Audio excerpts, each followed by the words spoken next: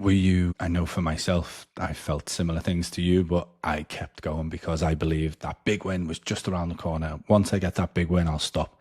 That was because had a life changing win when I was very young. Did anything like that happen to you? Is that what you were chasing? Were you chasing that big win? Oh, you're always chasing the high every time of it. Like you have that just dopamine, adrenaline rush you get when you win something like that. Like I did, I think I won it quite early. It wasn't even a big one. It was only probably about four or 5 grand. I think I won on it. So nothing majorly big, but that was a thrill. Obviously, get a quaddy up, 4 races in a row type of thing. So, and the thrill of that was that day when I got that big rush that day. Like that was just inject it straight into your veins. You want to feel it every time. Like it's something you want to just keep feeling all the time. So yeah, so nothing really big. And I was never really a big better. Like I wasn't someone who would pick one horse out and just load up on it every day.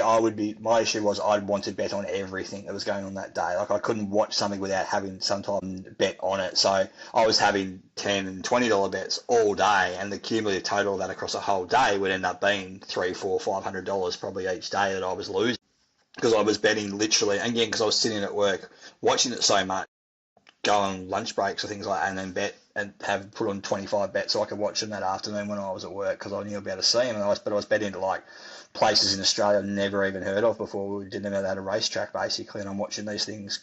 I see donkeys go around in the dirt and Alice Springs somewhere or something like that, or like Mooloolaba or some outback New South Wales town or something like that. So like the cumulative total of that whole thing was what really affected. Off what you've just said there and what you said before, where you already had the awareness that you were addicted, but you couldn't stop. I never had that. I was in denial the whole time until the end.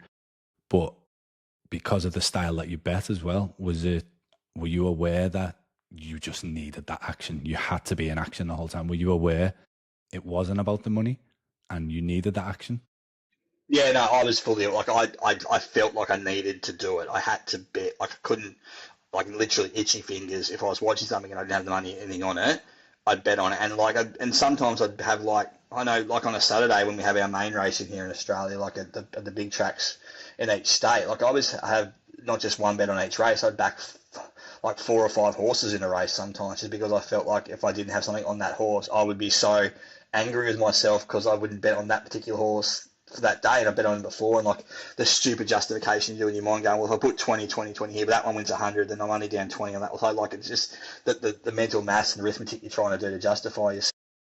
So, and again, like on just say one race day with 10 races, I might not have 10 bets on that day. I might have 50 bets on 4 different horses in each race across the whole day. Like it was just, I just could not turn my brain off to make me stop betting on and just having little bets on everything and I wanted to in those races.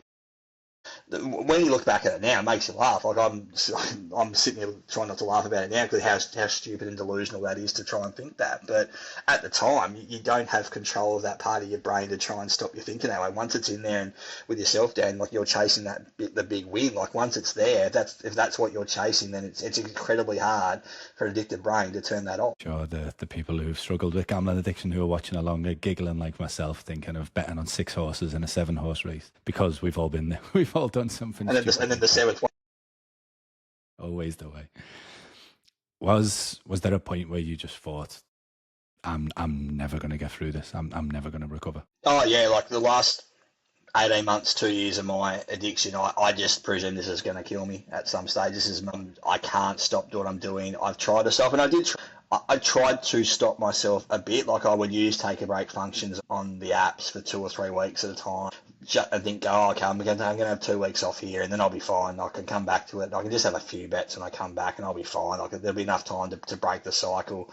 Again, the stupid justifications you do in your head to not 100% stop what you're doing, but try and prove to yourself internally that you can control it. But yeah, I knew that I'd lost control of it. I presumed it was going to take me at some stage. I presumed I was going to end up being alone, just sitting in a house somewhere, just like you see in the movies, basically, with people like that who just waste their life away in the end. Yeah, like I never felt so.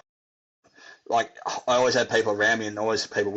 Those last 18 months, 2 years of my addiction, I just felt alone. I just felt lost and alone, and I was the only one in the world going through this. But I can't change it. So, and then again, that's what kept turning me into horror gambling robot of a person it turned me into.